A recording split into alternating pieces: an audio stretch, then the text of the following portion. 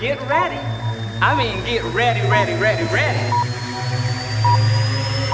It's time to motivate, inspire, transform.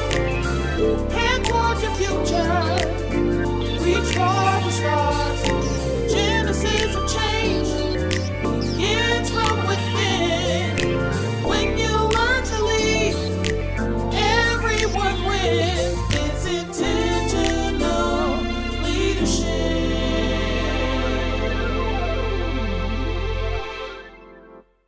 Welcome back, mentees. This is Dr. Ross, and we are excited about today's episode for Intentional Leadership Podcast, powered by the Academy of Dallas and Bexar County Academy Public Charter Schools. And today we have our special guest, Mr. Cavlo.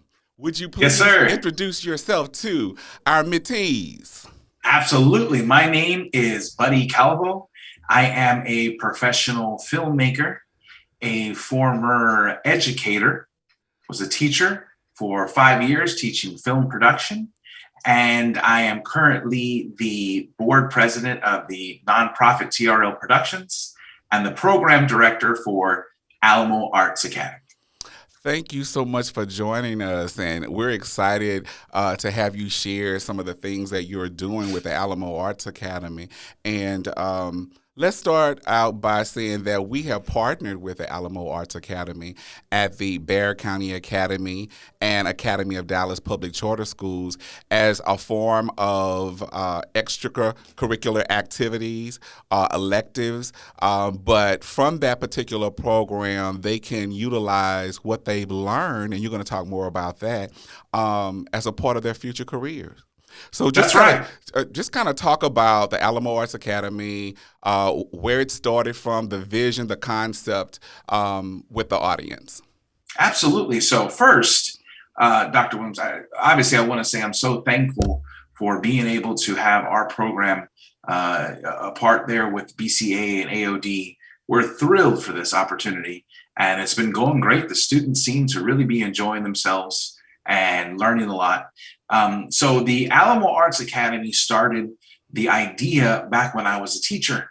So I started as a paraprofessional, and it's the strangest things. I was brought in as a paraprofessional, and the teacher there said, "Oh, you just come in 1-2 days a week, and you're still able to do your full-time production." And as soon as I walked in, they said, "Okay, this is your class. This is who you're teaching." I said, "Wait a second. I'm not a teacher. I'm just a paraprofessional. I'm just supposed to be here, a couple of days a week." And it just snowballed.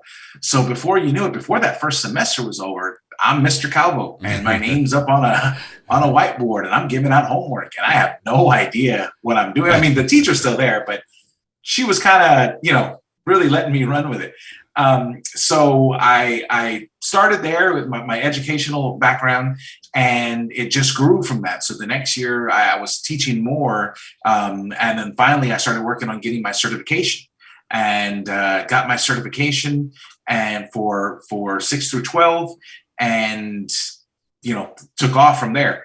After doing filmmaking and CTE instruction, I got promoted, I got told that I was going to be taking on a new role, doing the CTE coordinator and being the campus coordinator for high school. Mm-hmm. And it was when I got to see some of the inner workings, some of the stuff in the back door, testing, how, the curriculum delivery could be tweaked and customized and whatnot. I started saying, man, it'd be awesome to open up my own school. Just a little pipe dream. Mm-hmm. So I started writing the curriculum, me and all of the teachers that are on campus. I picked everyone's brain, history teachers and math teachers, and what would this look like? What would that look like? So I put all this information together, and it didn't go anywhere. So I ended up, things didn't work out there at the school. The school actually got closed, just one of those things, school's opening, school closing, school got closed. And I said, man, well, I have all of this information. Let's see what I can do with it. I became a part of TRL, the nonprofit TRL. They started this multimedia festival called Bear Fest. Mm-hmm. And just this last year, unfortunately, our former executive director passed away. And when they passed away, I started to see things again from a non-profit standpoint and from an educational standpoint, seeing what other things could our nonprofit be doing. And it always comes back to education for me, mainly because I'm a big believer when people talk about, especially nowadays, the state of the world and COVID, and there's a lot of opportunities to be negative. And some of it's rightfully so. I understand COVID, has put a big damper on things with everyone. And so when you take a look at everything and how everything is, I always bring back everything to where do you nip it in the bud? Where does things start? Where can you really improve our society, our culture, our world? And for me, it always starts with educating children. Absolutely. Period. Absolutely.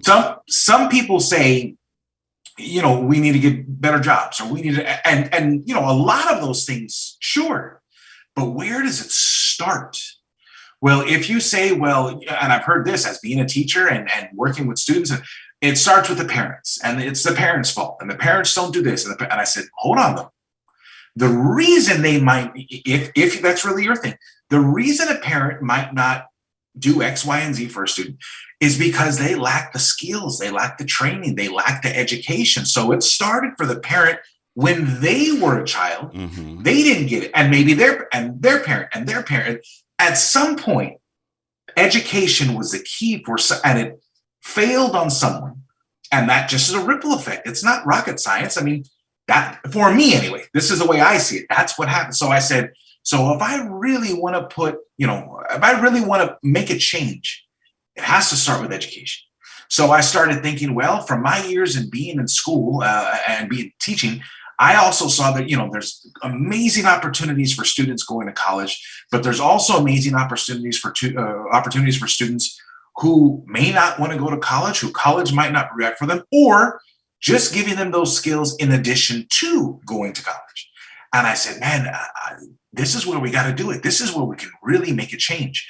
So with Bear Fest and our nonprofit TRL, we also got a lot of inquiries from schools saying, we would love to be a part of Bear Fest, but our little school doesn't have multimedia production. Mm-hmm. Our little school doesn't do filmmaking. So we're out. We can't be a part of it. It was a combination of those two things. So it was, well, I have this program. I have the curriculum outright, written out. I'm getting these schools that are interested, these kids, and then you want to make a change. I have these skills and this know-how. Let's put it together. Let's stop talking about it. Let's be about it. Let's put it together. Let's do it. So the Alamo Arts Academy was born. And, we started, how do we really turn this into something? And it's pretty unique. It's a pretty unique program. Absolutely, it is. And definitely, as the superintendent for both districts, I recognize the potential for our scholars, the opportunities not only to participate in those various modules, and we'll talk more about that a little bit later, but participate in this particular program and have a skill set that they could take with them anywhere. One of the things that you mentioned, and you hear this from every entrepreneur that's out there, even if it's a for-profit or a nonprofit, and at AOD and BCA, which is Academy of Dallas and Bexar County Academy, our vision is to develop life skills along with entrepreneurs. And you made a great point by saying, there was something that was missing that had not been developed.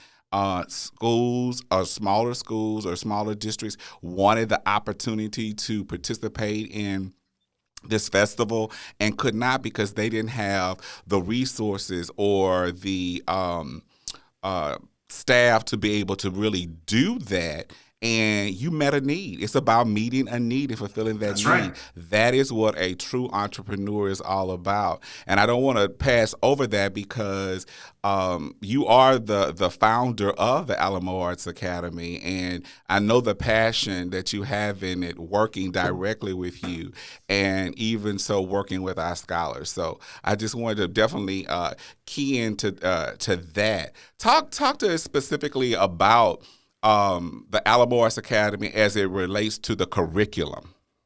Absolutely. So we're very fortunate that I got I'm very fortunate that I got lucky the way I did of thinking of this idea while I was still a teacher, because I would not have had access to all of the different minds and the different teachers and the different people involved in academics that I did while I was there being a teacher. So I got to talk to our principal, vice principal, and like I said before, different people that have worked on different testing and all sorts of different people that have developed curriculums.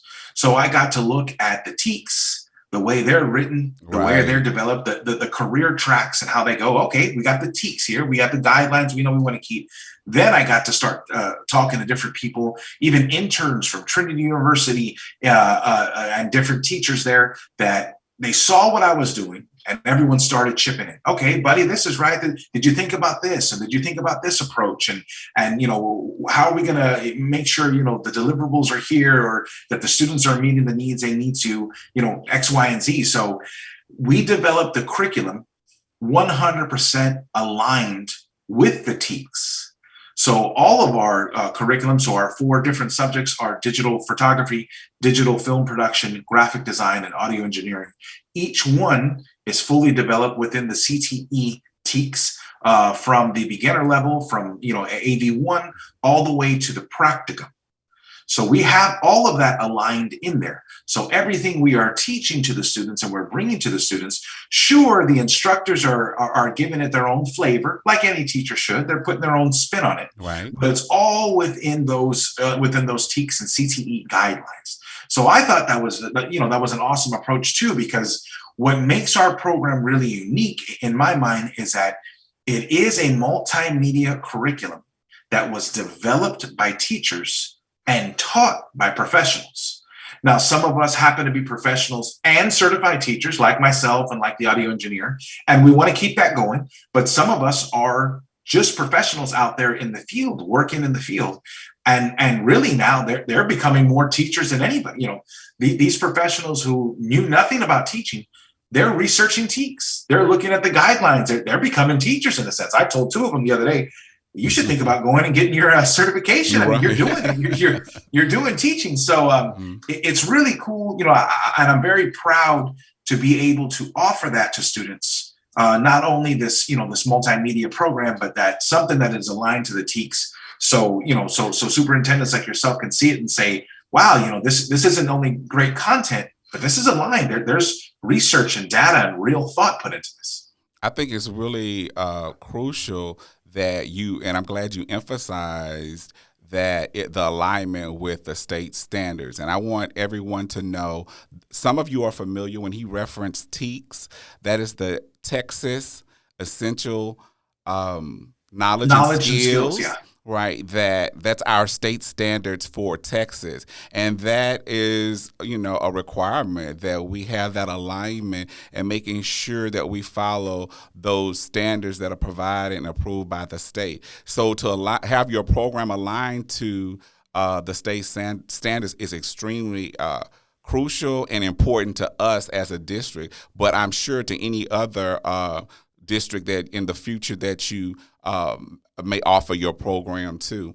Another a good point I wanted to make was that for us as a district, it was really important that we had someone that had the background in instruction and had experience around pedagogy to support, those individuals that will be doing practicum work with our students and so forth. And we'll talk more about the practicum work. Let's look at the lens of the pupil now. Let's talk about what the student is actually going to experience or has experienced at our district through the module aspects. Absolutely. So when a student joins the program, through the school. So let's talk about, the actual students we have. We have our BCA AOD students. They're getting an email, let's say from the get-go, and it provides their login and their link and where they need to go. They come in, they log in, they build their profile, which students are all familiar with doing, first name, last name, put a good email, any kind of icon, so on and so forth. And that's all on our online remote learning platform. From there, the student, they have already signed up for one of the subjects, but the students can sign up for all of the subjects. or Mm. just two of them, or Right. just three of them, Right. or all four. Then the students enter in the subjects. There's a welcome video at the beginning of every subject for every semester, where they get to learn a little bit about their instructor. Really, so they can develop what they get to develop during a school year. They can develop it there online. And then they start with their lessons. So everybody starts at an introductory level, year one introductory level, and they progress from there. And again, that's the TEKS, that's a guideline, that's a career track, that's those standards. At the end of each lesson, and the lessons range from, I'd say, 3 minutes to about 10 minutes. And that's purposeful, that's by design, because when it comes to something online or something through the computer or something remote learning, our data has suggested anything longer than 10 minutes, and the 10-minute ones, those are rare, but anything longer than 10 minutes, you're going to lose them. And that's not to say, even the greatest content, even when the students are watching a movie or they're, doing anything, they look at their phone, they check out like any of us do. 10 minutes is a long time to have me, on the screen. So they're checking the lesson out. They're retaining this information. They're learning. They're able to rewind, fast forward, go to different points in the lesson. And then when the lesson concludes, they have a project at the end of each lesson. Mm-hmm. So that project, again, is aligned with the TEKS and with the practicum. So we're always infusing that practicum Right. into every single lesson. It isn't so much, so the full-time practicum would be some, an 8th grader that's been in it 2 years, or a senior that's been in it, 3 years. But I didn't want students to say, so wait a second, you mean to tell me I have to wait 2 years before I get to do anything? That's, you can't do that to kids. And the scholars won't stand for it. They want Right. hands-on. They want something to do. Absolutely. So that's why we infused a project, a practicum component into every lesson. So at the end of the lesson, they have something to do that pertains to that lesson. And it could be something, for the very first lessons, it could be something as easy as a crossword puzzle. Or, something really simple just to get them started. And then it gets really involved. We're talking about, digital photography, go out there and take, these different pictures with different exposures and different ISOs or shutter speeds for filmmaking, in the same vein, depth of field, graphic design. We want you to look around from magazines to online. When you're walking outside and you see a billboard, to tell us about the fonts. And all sorts of different projects are infused in the lessons. So then the students are able to do those projects, turn in their answers, turn them in, and then they are able to receive points, Alamo Arts Academy points, for incentives for being a part of this, for their participation. So a little something to motivate them, Mm-hmm. a little something to keep them engaged. When I think about the opportunities that our scholars have to access this online, anywhere, of course, we provide, within our schedule, opportunities for them to actually go online, but they still can do these lessons at home on the weekends and also participate in those practicums that you mentioned as a part of that particular process. I think it's a phenomenal opportunity for them. In addition to that, talk about, the certifications that possibly could be received at one particular point within the program. Absolutely. So that's another point that we're very proud of. So as the students progress, they've been in it 1 year, they've been this, little do they know, they are already being taught the guidelines and what is needed to know so that they can get these national certifications. Once a student's been in it, so let's say they started 6th grade, 7th grade, 8th grade year, in their 8th grade year, they've already made it, and this is something we're not harping on. We're going to let them in on the secret when they've been in it, by their 8th grade year. Yes. But we're always infusing this content that they need to know to take these national certifications.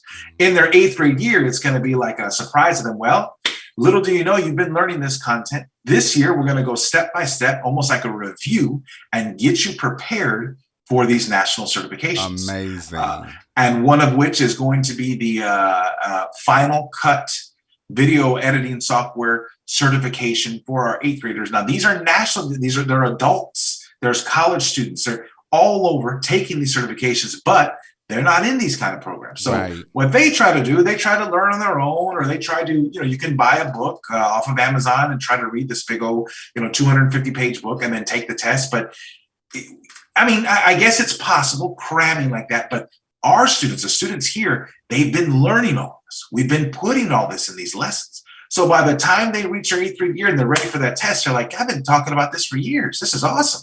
This is what the test is over. This is a piece of cake. That's the idea behind it. So I'm really proud of that, because that's something they're going to enter into high school with. They're going to have those certifications going, applying for college, or even going out, doing something in the entrepreneurial workspace. So, that's amazing. Most definitely. And I think that's what I wanted to make sure I had this time to talk to you about it, because I really want our parents and potential parents to know the great opportunities that both districts provide our middle school scholars, whereas they can get the certification, but more specifically, just those opportunities to get that level of training to take away and establish their own businesses as it relates to photography and videography or what have you. So it's just so much potential there. And I'm just excited that we were able to partner with you. And I think we're possibly are we the only middle school at this particular time? You're the only middle school at this particular time. There's another school that's on a pilot version of it, which, they don't even get 50% of what we're doing here.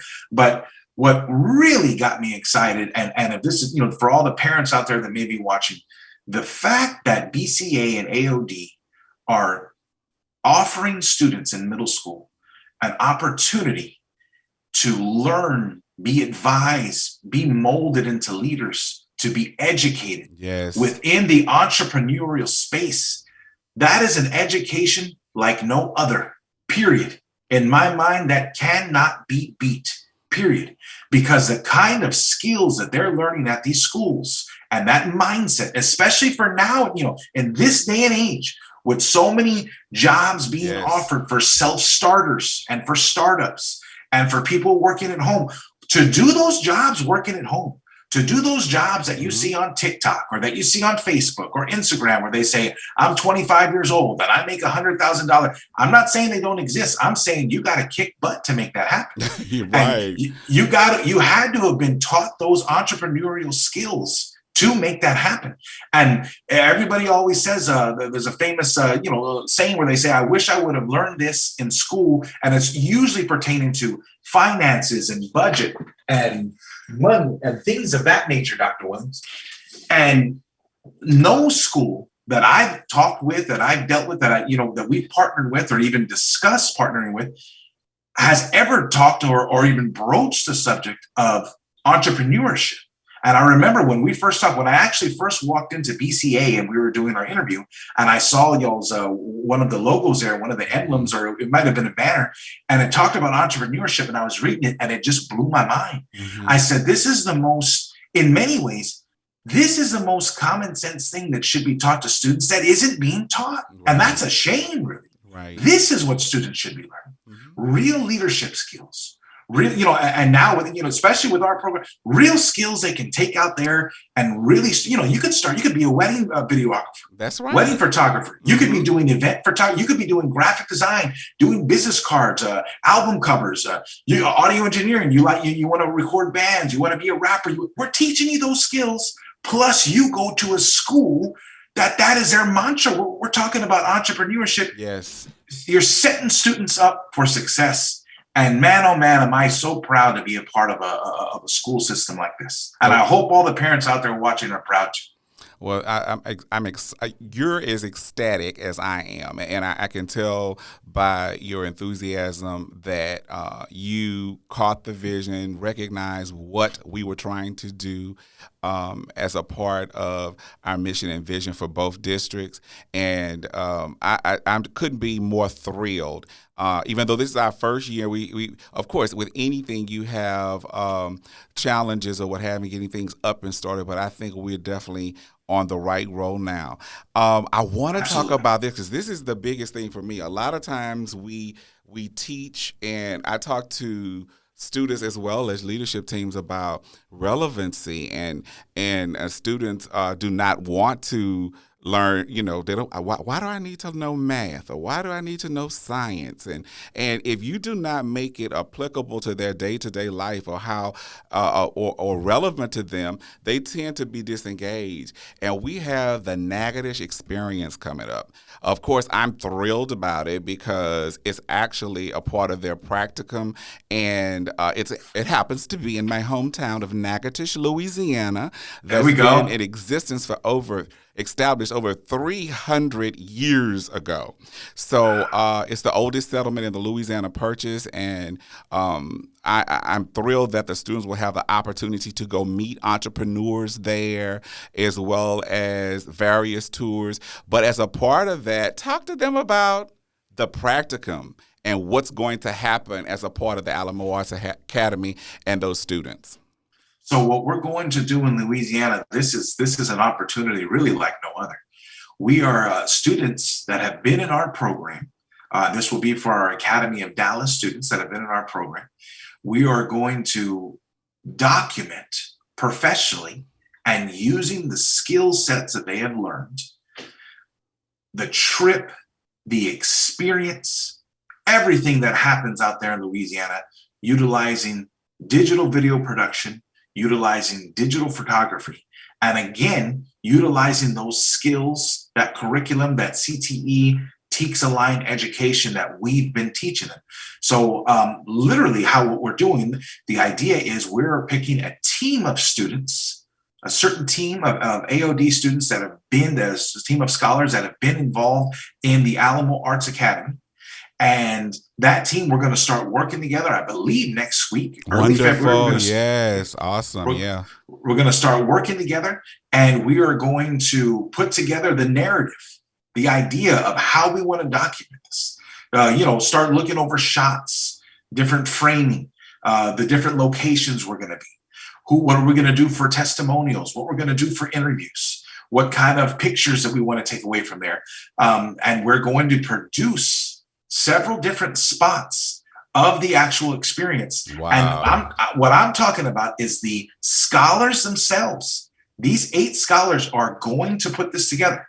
Now, we are also going to have some Alamo Arts Academy and Machinist Cinema instructors there, on site.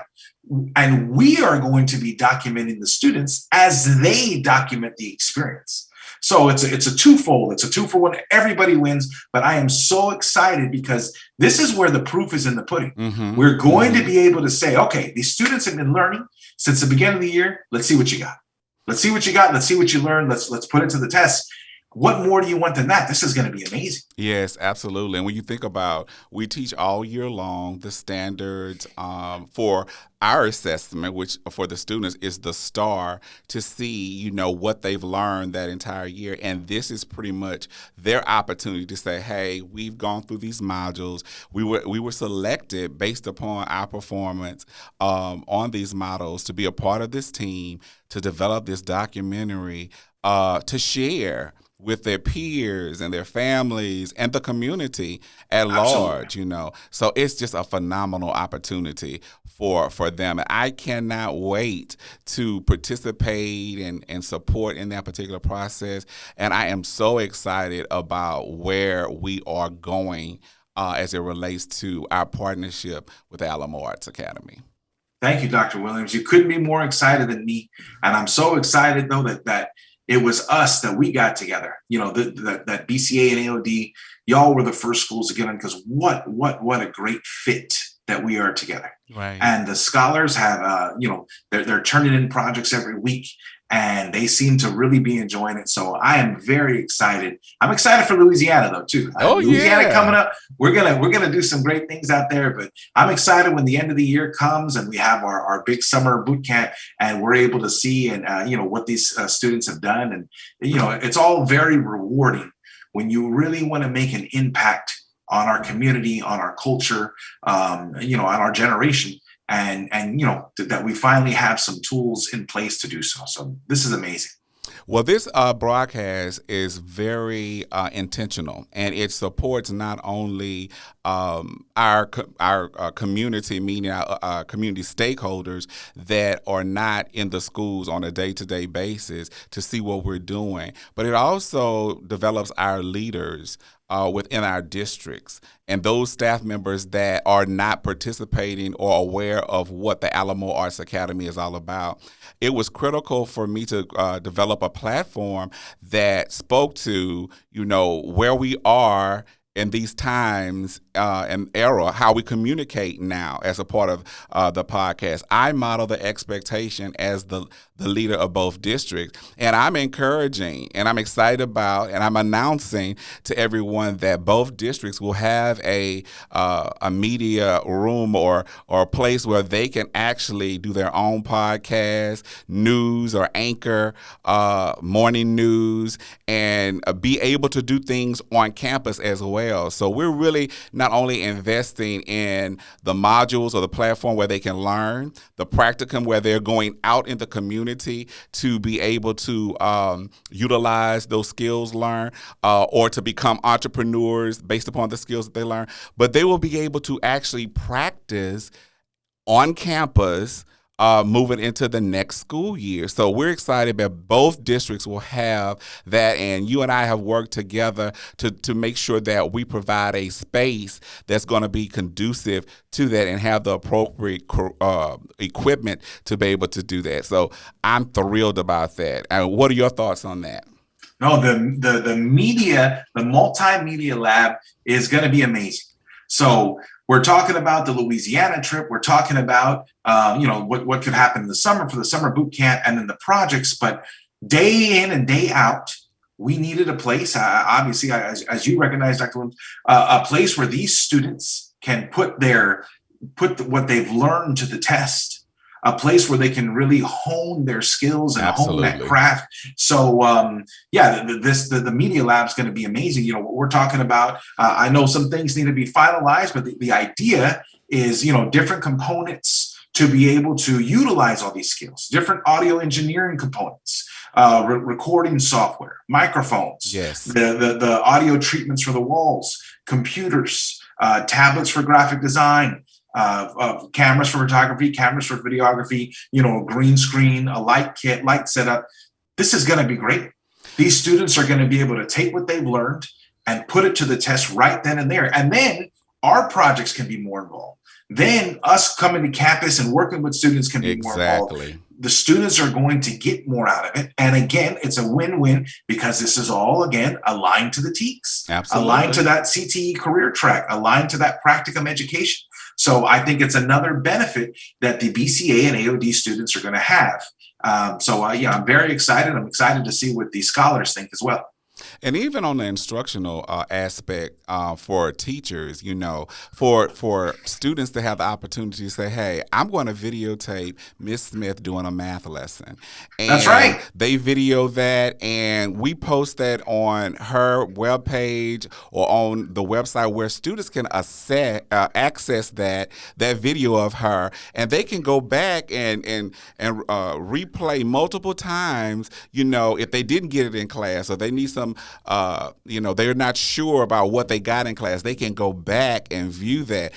All of those opportunities where teachers can actually video teachers doing model lessons, that we can actually develop a professional development platform, whereas if we have a model teacher that's doing great things as it relates to discipline or rotation stations or centers or what have you, and we have students to videotape that, there's a library where a teacher that is not familiar or a new teacher coming in will be able to access that video and kind of see that firsthand. So it's just an exciting time for both districts, and I'm looking forward to the continued work relationship with the Alamo Arts Academy. I want to talk to you about being an intentional leader, because as you know, we are on an intentional leadership broadcast, and yes, you are a leader of your own organization. And I want to ask you, what does intentional leadership mean to you? In short, it would mean doing it with a purpose. Anybody can fall into, that role. They can be given that job. They can be given, they're the captain of that ship, or they're the one, leading their group, or so on and so forth.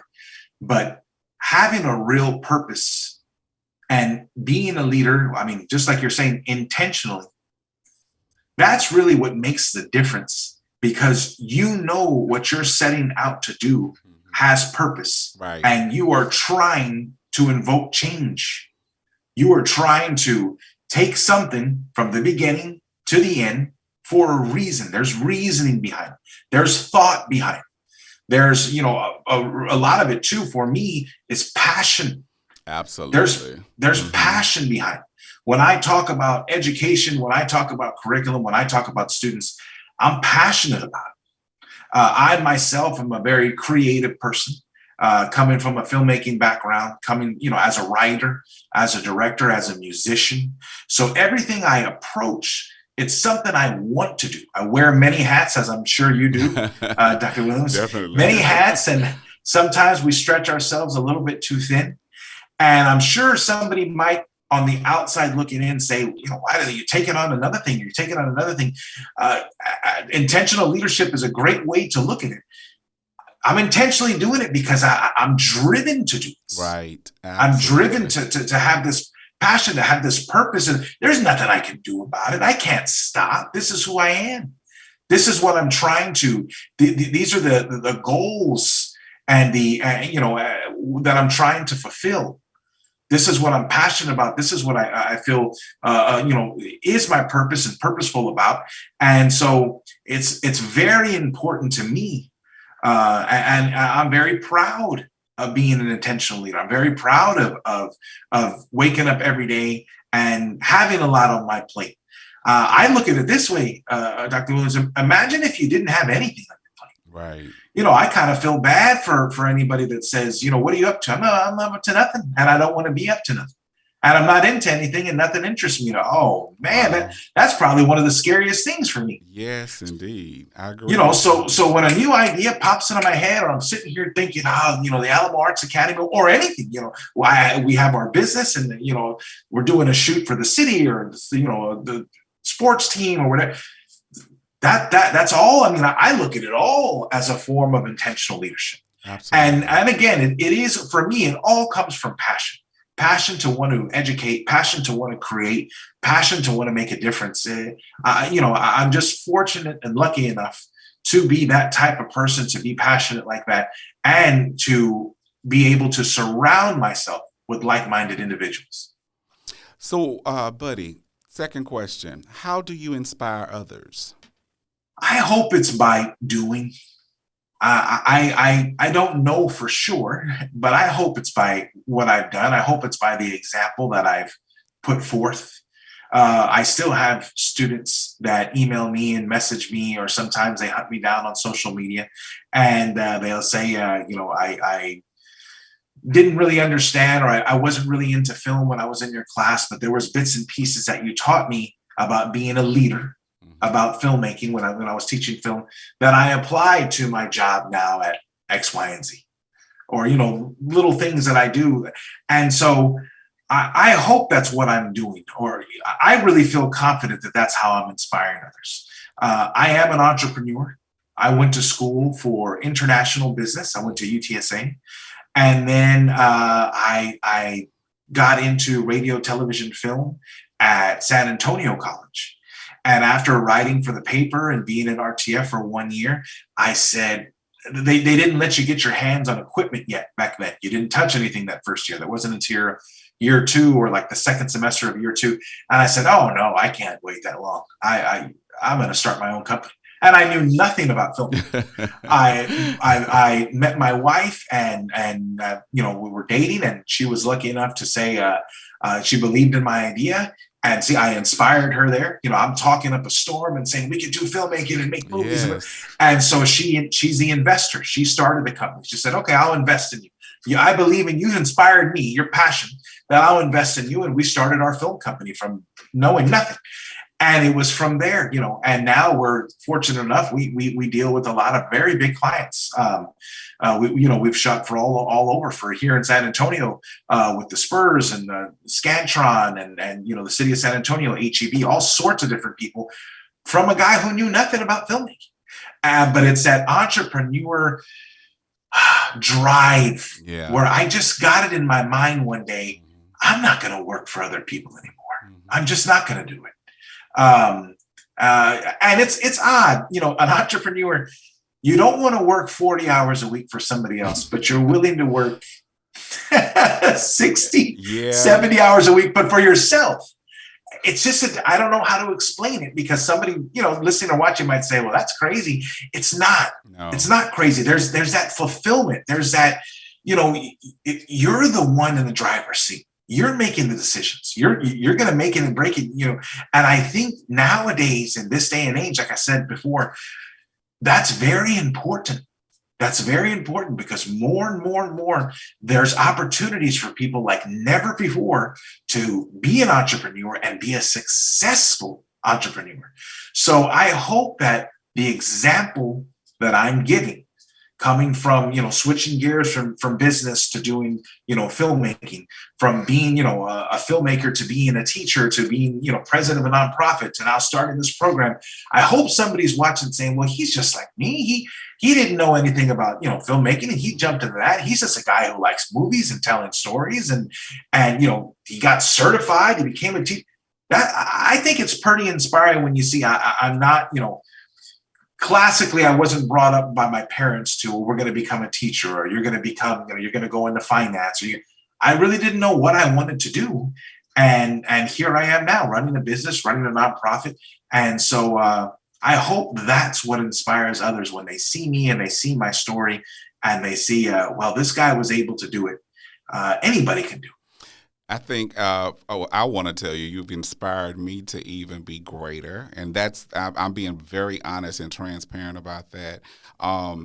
Because it does take passion, and it is a faith walk. It's a risk that we take as entrepreneurs to step out of what we traditionally know as jobs, working a 9-to-5 or whatever the schedule is. And you do have to put in more hours and more times, because it's your business. And if you want it to be successful, you have to put in the time and the effort. Final question. Okay. How does being an intentional leader cause transformation? I think whether you like it or not, or whether you were planning for it or not, it's going to transform you, by default. Getting into this role, and for me, it was education. I never thought I was going to be an educator. And I certainly didn't know or plan, or I didn't even want any kind of transformation. I wanted to be a filmmaker. When I signed on to be that paraprofessional, it was just to supplement income. I'm going to be a big time filmmaker, and I have no intentions of being a teacher, of being a leader, of molding minds. And I don't want to be, no way, a teacher. Yeah, right. Right. And really, that's where the intentional leadership for me, that's where it spawned from being in that classroom. And the first time I got to see those students look up at me and get something, that look when a student gets something and they look at you and they got it, and you reach them. The light bulb. Oh man, the light bulb. Yes. Wow. It's an unexplainable amazing feeling. Absolutely. And you're just there, and you were thinking about, I'm going to go to the movies tonight, or I'm going to do this. And you see that student, and suddenly you're like, man, I work on that curriculum for tomorrow or for next week. I bet I know how to reach them. I know how to and your whole world just changes. And that's, and I'm not saying, so everybody needs to be a teacher. No, I'm just saying that's how it happened for me. Right. Maybe it happens to someone when they're in their construction job, or a police officer, or whatever they're doing. But for me, that's how it happened. And when they said, you want to come back next year? I was like, next year? I'm thinking of 3 years from now, we can build a whole film studio here. And they're like, this guy didn't even want to be here. I don't know how to explain it. It transformed me. Being put in that leadership role transformed me. It just does.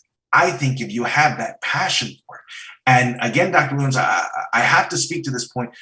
I really think you just sometimes you should consider yourself fortunate and lucky that you're able to get in that position. Right. I just got lucky that, and it's the woman there who hired me, she's still a really good friend of mine. She's actually on our board of the nonprofit. She hired me to off of Facebook. She sent me a message and said, you worked with somebody else. I was on a film production. We're looking for a film teacher, a paraprofessional, blah, blah, blah, blah, blah. And I just lucked into it. Here I am, and my whole cause now is still filmmaking, is still writing, still, I love, creating music. But man, one cornerstone of my life has become education. Yes. And the passion that I didn't know I had, that this, being that intentional leader, saying, I'll take this role. I'll take this class on. I'll take on this curriculum. I'll start learning about TEKS and the pedagogy. I'll start learning about the alignment. Being that intentional leader, transforming when I saw the results, when I saw what my passion and my leadership could do for others, it changed me into a different person. It really made me believe, okay, you want to talk about change and how, some of the great leaders and some of the great people in the 21st century, so forth, how they've had change. This is how it happens. Some people get to be up there on the podium and get to be talking and some of us got to play our role. You know what I mean? And neither is less important. They're all vital, but you have to be willing to accept that and to recognize, man, this is my part. This is an important part. And I'm very thankful for that opportunity. I'm thankful that I was able to realize that and to embrace that. Well, buddy, I have enjoyed our conversation. You have been so insightful. I know my mentees and the audience are going to take all of that wealth of information you shared. Thank you. And it was very open and honest and authentic. And that's what I want this podcast to be about. We're celebrating leaderships, being intentional about being leaders and being effective, as we motivate through self-reflection, we inspire others to transform for those desired outcomes. And that's MIT. That's what it's all about. Motivate, inspire, and transform. And it's a shift in mindset. So I want all the mentees to remember, the genesis of change begins from within. Intentional leadership.